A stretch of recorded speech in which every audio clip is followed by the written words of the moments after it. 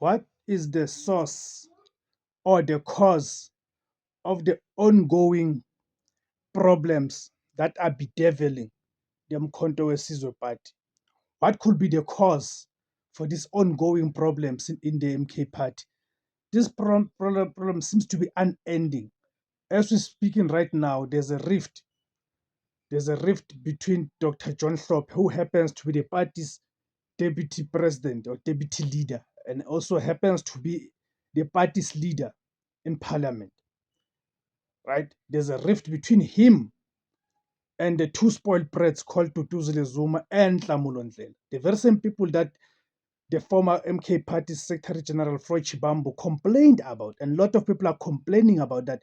These two spoiled brats are treating the Umkhonto weSizwe Party as their piggy bank, as a family fiefdom.